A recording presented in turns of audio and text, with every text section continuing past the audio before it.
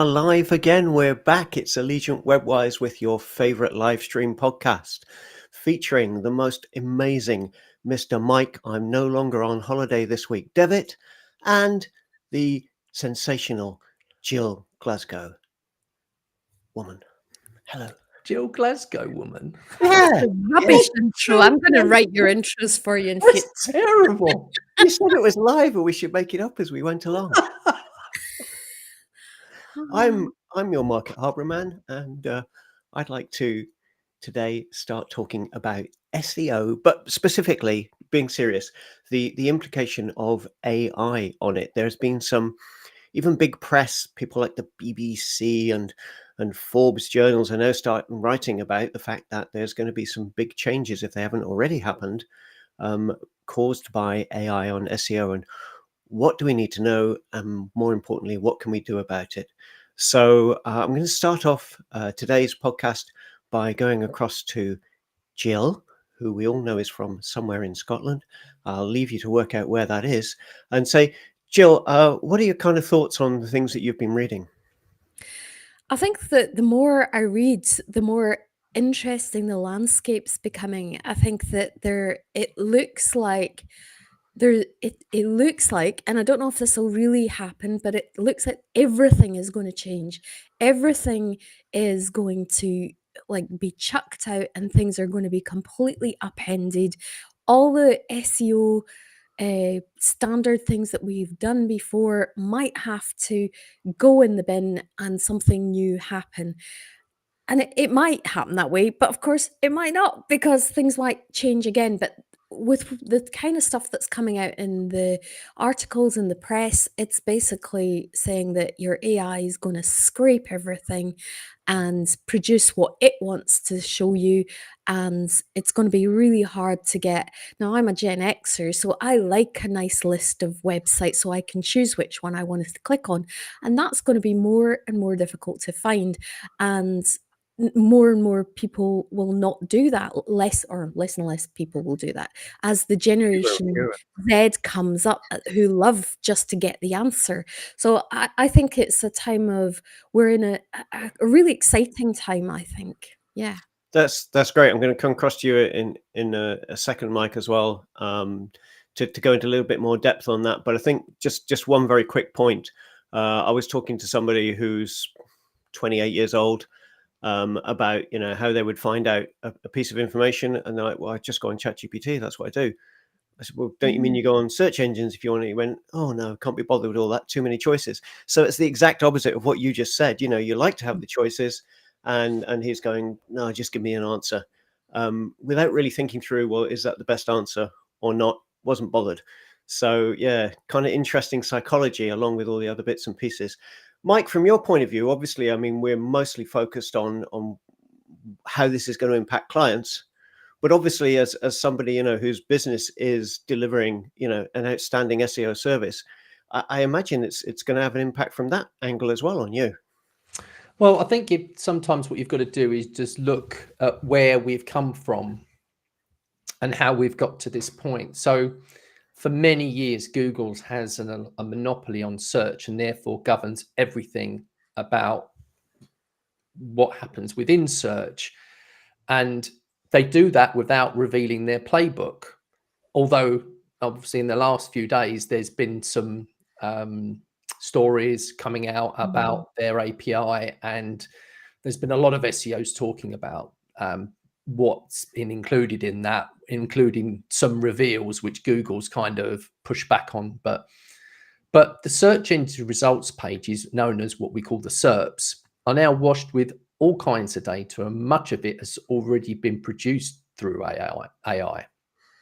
Now, Google, being the sort of governors of all of this, are supposed to ensure that data pertaining to what we call YMYL, which is your money or your life, is always checked, and that's human checked.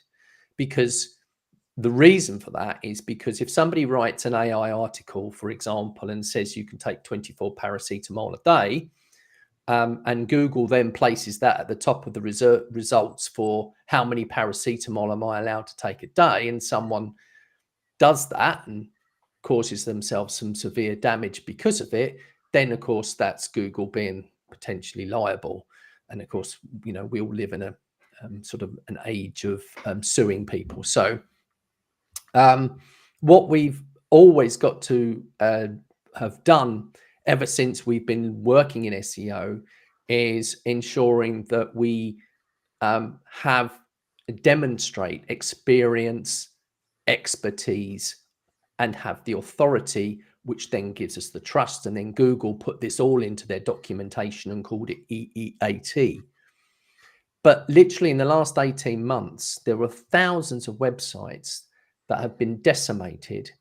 And it's now becoming really, really almost impossible to rank in certain niches because of what Google's done with its search engine results page. And this is without AI. Just before we go mess. too much, before we go too deep into that particular thing, Mike, I mean, you talked about websites being decimated. How does that happen, for people to understand a little bit more about, what you mean? Well, when Google puts out any of its updates, its algorithmic updates to their search engines. So what that then does is they then apply a whole set of rules to how they decide which websites will appear at the top for any search.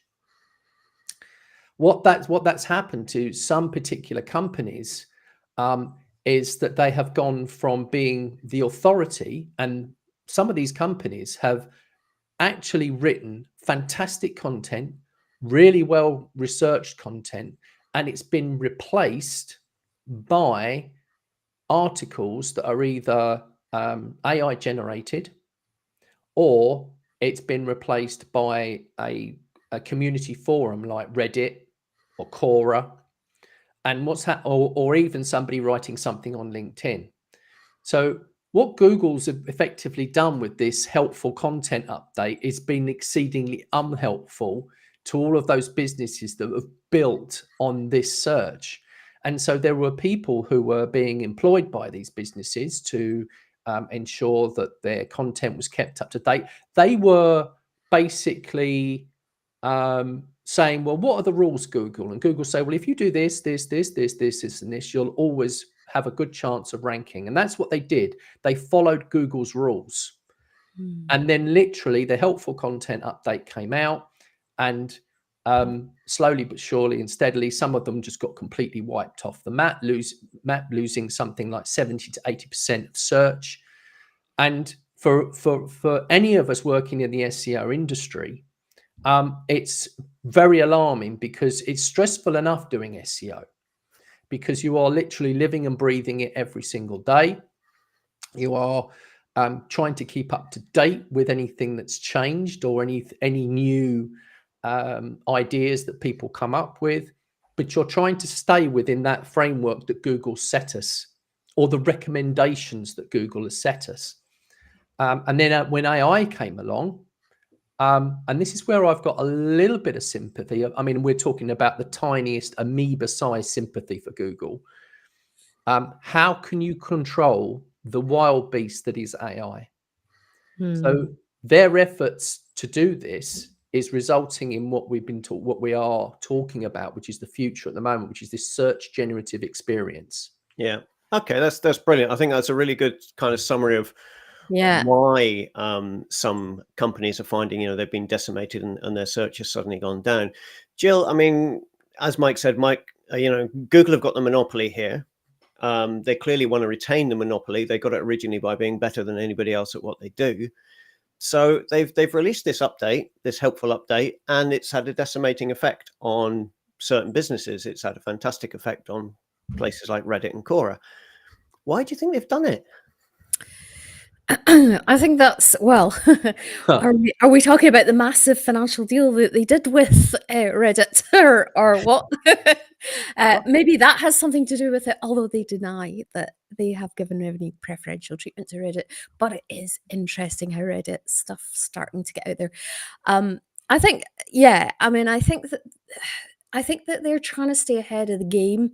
The problem is I think that the AI is not mature enough yet. And we see that because of the stupid errors that they say now. Although Google are downplaying the stupid errors, telling people to mix paste or whatever it is with their cheese to make it stick to their pizza, and eat Oh, yes, it was eat a blue, rock a yeah. day and things like that. And Yeah. That's what we were talking about, YMYL. They're yeah, supposed to have exactly, human intervention into all this stuff, exactly, but you can't exactly. control it, Yeah, because if you've got people generating thousands of articles, and then they're doing that because they want to, propel whatever business that they're working for into the with high rankings, and how do you control that? How do you control all of this content? exactly, and that's the thing. But I really think that Google have got a little bit of a there's a bit of a race on at the moment, isn't there? There's the big players out there are your Microsoft Copilot and your their letters, AI. their enemy, Chat AI, which and the new version of Chat AI, oh, is absolutely it's really good. I've started using that. In fact, I've started paying for it now, and it's there's some really good stuff there. I've started getting some really good results. So Google are really they're really. It feels like they're scrambling a little bit to me to move into this sphere and take control of it because they want to stay ahead of the game. But I do think that's a problem. There are some challenges to them legally about the monopoly that they have, or that is being alleged that they have, although they say there is competition out there. But I was just laughing this morning. Somebody posted something on Facebook that the top 5 searches on Bing are things like YouTube, Google, Gmail, things like that. You're thinking, good grief, even the top searches on Bing are for Google products. So there is a monopoly out there. And actually, I think change needs to happen. And so somebody needs to get ahead of them in this, really. That's my Yes, I think whenever you've got a word enters the common vocabulary, and is used in instead of the actual word, Mhm. that you're doing well. So classic example for me when I was growing up was Hoover. And every vacuum cleaner is a Hoover. It doesn't matter who it's actually made by. And I think that's the same now. I mean, people say, I'll Mm. Google it. Doesn't matter, like you say, whether they're using Bing or Yandex or any of the other search engines. What they say is, I'll Google it. So yeah, it's kind of the definition of a monopoly in that respect, isn't it? One of the things that used to be a bit of a problem, was Google would present a set of results, and then it started giving you a little synopsis of what the underlying page would say. And if that Mm. synopsis is good enough, then you don't go to the underlying page. You just say, oh, great, that's the answer I want. I've noticed with the AI updates that are coming on Google now, that even if it's a good answer, and there are more good answers than bad answers, let's be fair, it means you don't need to go to the underlying site because the answer is right there on the screen in front of you. Are you seeing that as well, Mike? And is there anything we can do about it? Well, I think this already exists. So, and it's all existing because of what we call snippets. They're like the knowledge pack. It's where people have written either into schema on their websites where they've answered frequently asked questions, or Google's actually scraped the website and picked out some content from the website to answer a question. And this is what's resulted in a zero-click environment. So whilst you provide, what basically has happened is that Google's presented you with the answer, and we've all done it, haven't we? We've typed something in, we've read what we think the answer is, and not bothered to click because we can't be bothered. Why bother? But sometimes actually when you do bother, you realize that the context in which Google has answered that question is not actually correct. And there's actually a whole heap of information behind it. Now, if you take this to the next level and you take this into the search generative experience, this is Google's Nirvana results page where the good old clicks you got from yesterday are replaced by Google's own snippet, if you like, its own. It's like it's been created from 1,000 articles and rolled into one definitive answer. So no clicks for your website anymore. Google's got it covered. So I think that the question that we've then got to answer is how we survive, or how we help companies survive that potential experience that's coming. Now, we've got to put this into a little bit of context here. This is only in the US at the moment. This has not got into Europe. And we all know that there are different rules surrounding Europe and European law, and obviously now in the UK as well. So Google's got to be a little bit careful with that, how it ends up delivering it. But I think that's the next question, Martin, is how we survive on it and how we help businesses grow. So I've got some ideas on that as well. Great. Okay, because I think that's what we should probably focus on there, some of those ideas. Come across to you. Just before we do that Mike, is there anything that you want to add at the moment, Jill, before we go into some of the ideas that Mike's got about what we can actually do about it and prepare ourselves for this?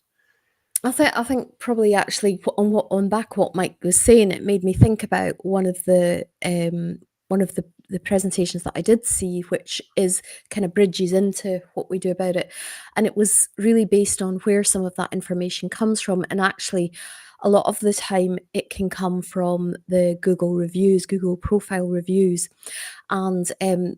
and again, it's still getting it wrong. And the example I saw was somebody searching for combination skin care cream. And so Google had very helpfully put up some products and given them a little label, good for oily skin, good for dry skin, etc. Now that good for, that little label had actually, when it was traced back, had come from the reviews.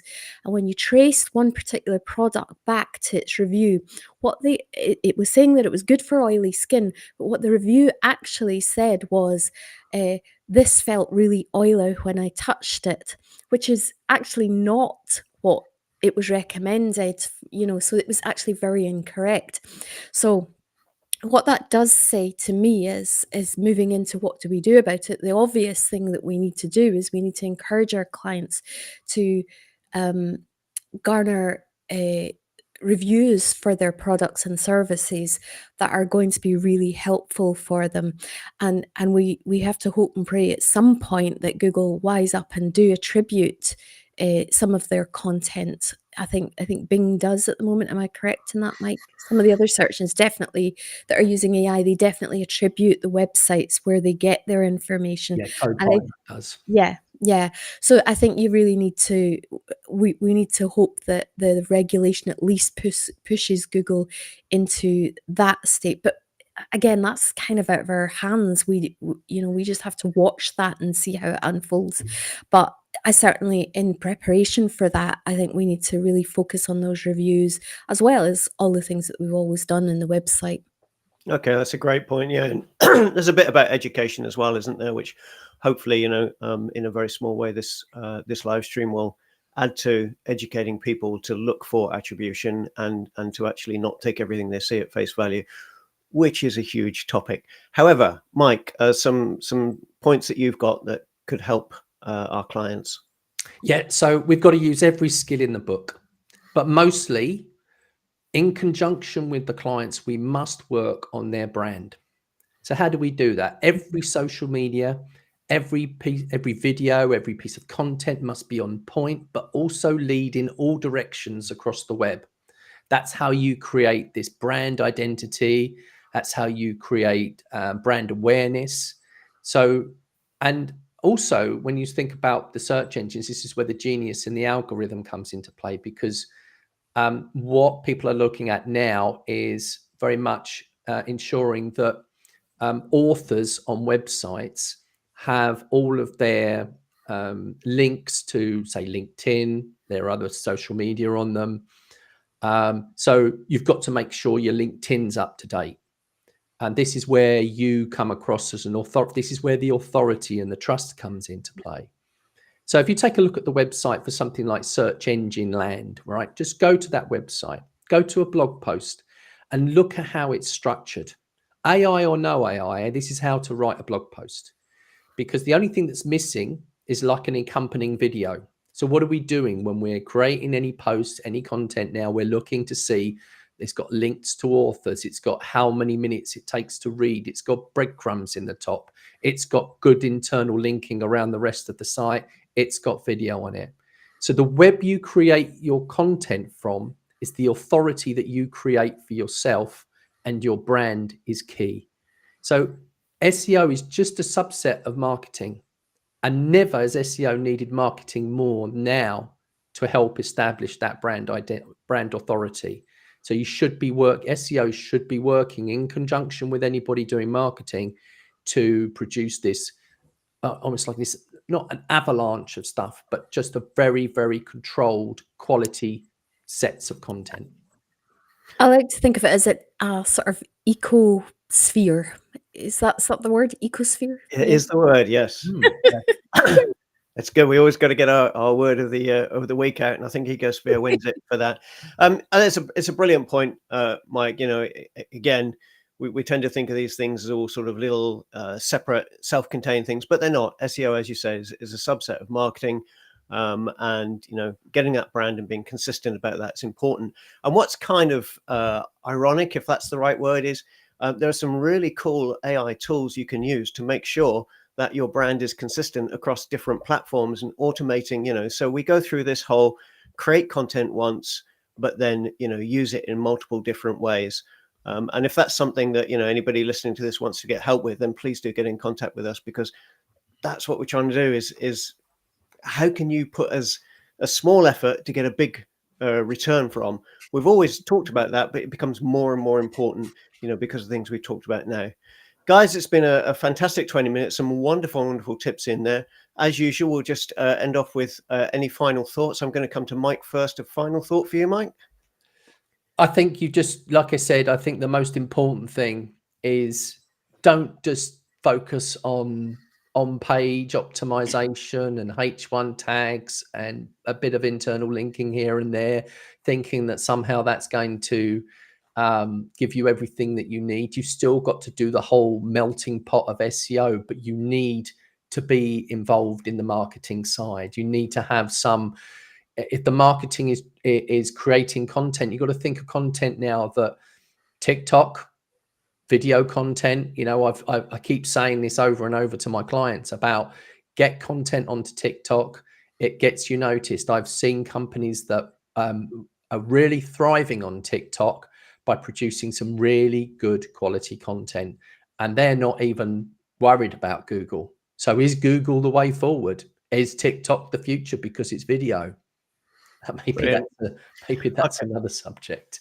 Fantastic final thought from Mike there as we stream live on YouTube. Go watch TikTok. Okay, Jill. Yep, I think it's a really exciting time. I think keep your ears and your eyes open for those new opportunities emerging, because there'll be new things will start to bubble up to the surface. Get in there early enough. I think I actually think in the back of this there's probably another episode we could do.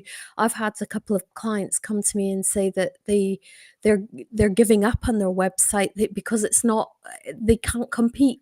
They don't, you know, it's going to be cost them too much to do that. So they're looking at other ways, and it is that whole, you know, how do we help our clients to make the best use of all that's available to them, including your TikToks and your whatever else is out there, blue skies and things.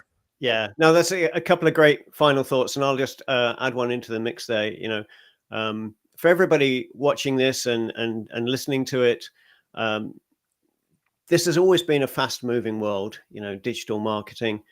It's got faster in 2024, and it's getting even faster, which means it's really difficult for everyone to keep up with what's the best way to do things. We're involved in it day to day. I can't say that we keep up, but we're probably ahead of a lot of other people, and certainly save you time in trying to, you know, research all this for yourself. So do come have a chat. You know, we're here to help, and hopefully, you know, this podcast will be part of that. We look forward to seeing you next week. As ever, you know the routine: like, subscribe. You'll get notified of when we go live again. And you know, if you found anything in this stream useful, please do let us know. It really helps. Thanks very much for watching, and we'll see you next week. Take care. Thanks.